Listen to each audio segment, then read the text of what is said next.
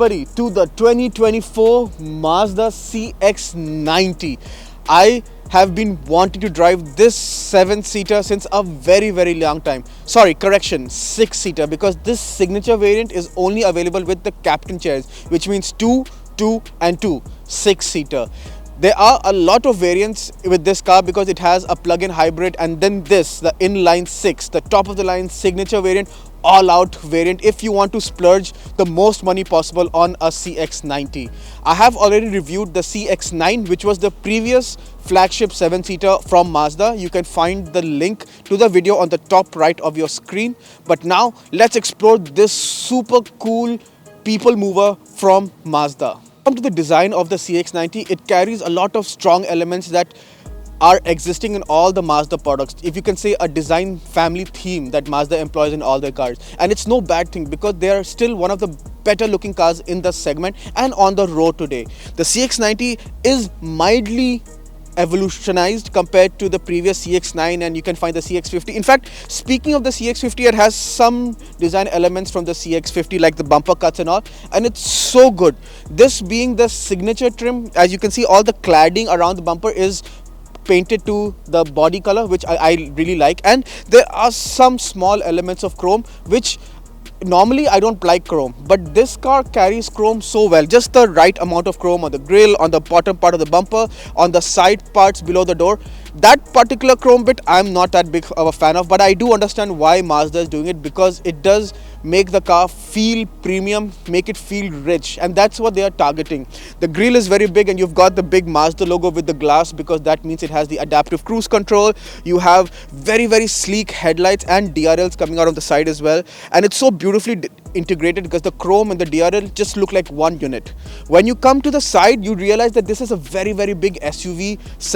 You can see the 7-seater capacity, the 3-row space, it's just so big. The mirrors are also on the door, which are very big. You've got some chrome elements around the whole window line since this is the signature, and you've got this fabulous dual tone wheels as well, which just enhance the whole appeal of the car. What can I say? I can just say I can go on and on about the design elements of this car. It just looks so good. If I may say, the best looking 3-row in the market today. When you come to the rear of the CX90, again, it's got lots of cuts and creases just like the front and the side. You can see the sloping roof line from the C-pillar onwards is so beautifully integrated into the rear tail lights and the rear tailgate. It's got lots of cuts and creases, and not everyone is a fan, I would say, because the proportions are a bit on the odd side. I personally like it because it's so different and it just stands out on the road. You've got some beautiful looking LED tail lights, and you've got some basic badging CX90 all-wheel drive and the E Sky Active G. So the E is different, that's more on the engine, but more on that later. You do have some chrome elements on the bottom of the bumper as well, and overall, again, it's just very quirky, very different, and personally I really like it a lot because it stands out on the road.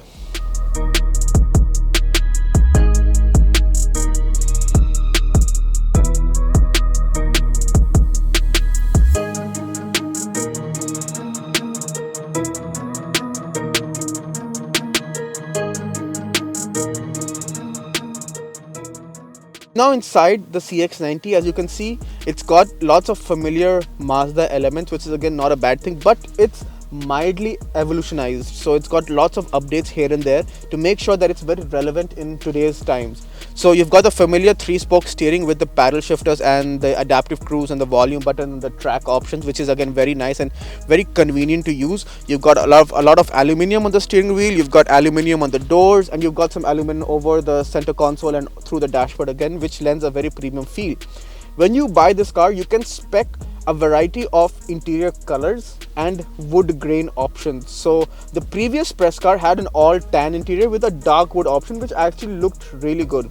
When I sat in this car, this thing caught me off guard. So this fabric, if I can say, it's a very sustainable material, which definitely takes some getting used to. And the first day I was not sure, but now the more I look at it, I've kind of begun to like it, honestly. I like the cross stitching and everything just looks very good. The same pattern you can find on the door pads as well. It just looks good. This white interior is actually very nice. It's very beautiful, and you've got a black strip in the middle of the seats as well.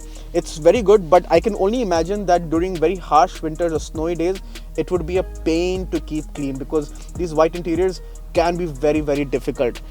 Also, you've got this light wood grain, which I personally not a fan of. Even this white interior could have worked really well with perhaps a darker wood option. But again, it's a press car, so it is what it is. And it shows what kind of option you can actually spec your CX90 with. You've got a very funny looking gear lever, which works in a different way, because to move it into park, you have to put it into reverse and then move it sideways to park, which is a little different, if I can say. You've got a nice AC control, all physical buttons for all HVAC, so front AC, and you can even control the rear AC through these physical buttons, which is very nice.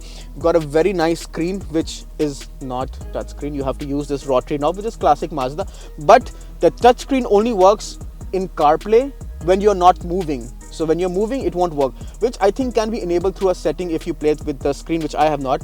And there's also one cool thing for the CX90, this little fingerprint sensor. So this basically stores your seat memory and basically all the setup you have as your driver. So you can set it up for a variety of drivers, maybe 2 or 3, I'm not exactly sure. So once you tap that, it sets up the whole car for you. So if you have someone else driving as well, maybe your partner, and they put their finger, then the car will set up for their setup, which is very, very cool and kind of eliminates the use of seat memory, if I might say. But yeah, it's very nice. You've got an all new digital cluster screen, which looks so good. So you have the option of the analog screen, and then if you have the cruise control mode option, it changes into the all digital, which is very cool. The transitions are very smooth and the colors are very popping. So overall, Mazda has really improved and taken their old template and just made it so modern, so relevant, and I would say really cool as well. I'm now in the middle row of the CX90, and as you can see, it's got the captain seat setup, so only 2 seats, and it's supremely comfortable. Under thigh support is decent. The backrest is really nice. You have adjustable headrest and the backrest moves as well, so it's very nice that way as well. You've got the same wood, aluminium and the beige leather sustainable material on the door, which feels very nice. The grab handles feel very good. You've got some reading lights as well, and bonus, you have these sun shades as well on both rear windows, which is nice. You have a massive center console here, so if you open, which is very BMW touch, you have a very big storage, 2 cup holders, 2 Type-C ports, and you have a screen with your temperature readouts, fan speed, and to activate the cooled and heated seats for both passengers, which is really cool. You do have a third row as well in the CX90. It's not the CX70, which is only a 2-row, which is essentially the same car but a 2-row. But the 90 has a third row, and it's definitely much more spacious than the CX9. I would say perhaps something like a Telluride is still somewhat more spacious than this, but it's definitely much more better than the CX9. And the shape is also pretty big, so there's a lot of sunlight coming in. Speaking of sunlight, there is also a panoramic glass roof, so the second row passengers also have ample light. But yeah, overall, even the third row seems decently big. But yeah, if you have the third row open, which means you would compromise on luggage space as well. And with all 3 rows up, expect to fit in only very, very minimal travel luggage, perhaps for a short weekend trip. That is at max. You really cannot stuff a lot of luggage with all 3 rows up. But yeah, otherwise it's really nice, and I wish this was movable or it wasn't there. Only reason why is because if this was not there, then ingress and egress for the third passengers would have been very easy. But because of this, you have to fold the seat and then the passenger goes in, which is not always the most convenient way of getting in and getting out of the third row. Barring that, it's a great place to be, and honestly, I do see myself being able to enjoy and spend a lot of time on long cruises in the middle row. I'm now behind the wheel of the 2024 CX90, so let's get the numbers out of the way. This has a 3.3 liter turbocharged inline 6 motor, which is all new for Mazda. Produces 340 horsepower on premium fuel, otherwise it has 310 on normal fuel. But yeah, let's just drive this big SUV. So put it into drive, it's already in drive, and we set off, and instantly it just feels so heavy, so hefty to drive. It's actually very satisfying, if I can say. It just feels so nice. And if I floor it, wow, this thing just picks up really fast. Honestly, you don't expect a big SUV to hustle the way this does, but it sure does move. It just feels so agile. It's perhaps the most fun way to transport 6 people. Normally people expect these people movers just to be about comfort, luxury and space. Yes, this car does it all, yet it handles like an absolute dream. The all-wheel drive system on this is rear bias, so if you have the traction off and if you're feeling, daring enough, the rear will step out as well, so you can have some serious fun. Obviously you can't pull off big drifts, that's too much, but just a little twitchiness here and there. Ooh, I just hit a big bump, and you can see you don't feel much into the body because the comfort of the seats is so good. Normally Mazda seats are on the harder side, but this just feels so nice, so composed, so poised, and overall it just enhances the driving experience by several notches. I can't fault it, honestly. It just drives so well. The gearbox is very nice. You do have paddles as well, and you have drive modes as well, so I can put into sport and I can instantly feel the engine skipping a gear and feeling more excited. If I floor it, wow, it's just pulling, and I'm already at 100. It just pulls. So the claimed 0 to 100 is under 5 seconds, which is immense for a car of this size because it weighs a lot. So this is almost 2.2 tons in weight, which is a lot for a car. But if you put it back into comfort, into normal mode, and I'm on a very bad road right now, but the car is taking it so well. Even though it's running on very big 21-inch wheels, it just rides so beautifully well. The seat comfort, the suspension, everything just works so well in tandem that you can just cruise in comfort yet have so much fun. All the fun comes at a price though, and that's fuel economy, because when you're driving the city, the fuel economy will range from 14 to 14.5 liters per 100, and on the highway you can expect closer to 9 to 10 liters per 100, which is not bad actually, which is what's similar to what the CX90 also gave me when I had it and I took it for a trip. Otherwise, it's perhaps one of the most sorted crossovers, SUVs, high riding vehicles, whatever you want to describe. Perhaps the most sorted suspension. The steering is sublime, perfect weight, everything. I can't fault it. Honestly, I've just been driving this vehicle around and I've just been falling in love with it more and more every time I drive it, and the more time I spend behind the wheel. In conclusion then, the 2024 Mazda CX90. Well, after spending for a week with it, I honestly have fallen in love with it. I love the way this SUV drives. I love the way this SUV looks.